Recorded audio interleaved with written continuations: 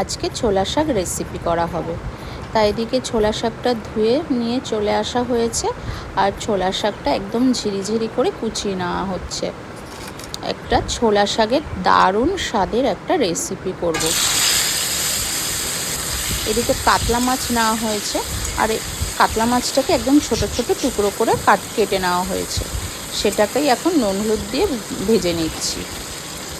ছোট ছোট টুকরো করলে কি হয়, এই শাকের মধ্যে যে মাছটা দেওয়া হবে ভালোভাবে মিশে যায় আর সুন্দর খেতেও লাগে, টেস্ট হয় ভালো। সুন্দর করে এখন ভেজে নেব। মাছটা সুন্দর করে ভেজে নিয়েছি, এখন তুলে নেব।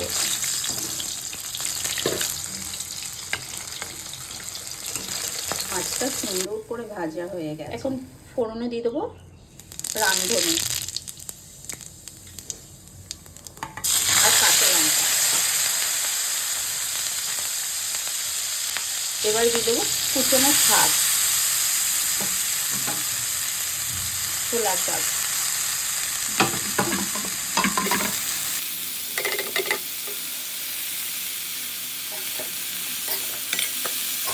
দিয়ে দেবো লবণ, হলুদ, ভালো করে নাড়িয়ে নেব। এখন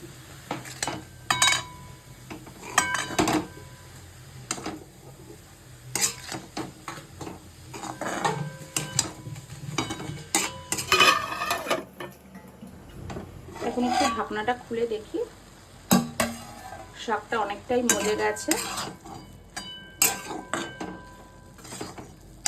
এখন মাছ ভাজাটা দিয়ে দেবো।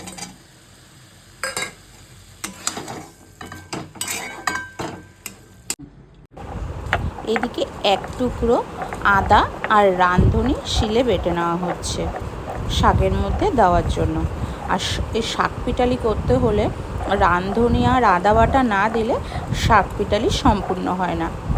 এটা দিলে খুব টেস্টও সুন্দর হয় খেতে। এখন রাঁধুনি আর আদা বাটাটা দিয়ে দেবো।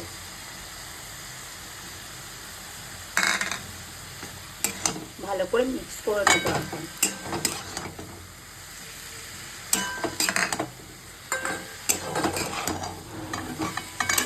এখন একটু চালের গুঁড়ো দিয়ে দেবো,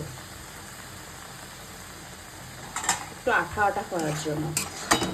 আমার ছোলার শাক পিটালি বা ঘন্ট কমপ্লিট হয়ে গেছে। আপনাদের যদি ভালো লেগে থাকে এই রান্নাটা, তাহলে একটা লাইক করে দেবেন, শেয়ার করে দেবেন আর একটা সাবস্ক্রাইব করে দেবেন।